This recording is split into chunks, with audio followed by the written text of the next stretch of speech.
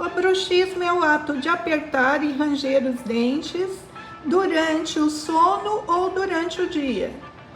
Os danos são nos dentes, nas gengivas e nas articulações, causando dor de cabeça, distúrbios do sono, problemas de quebras, de restaurações e trincas no esmalte. A melhor solução são as placas interoclusais.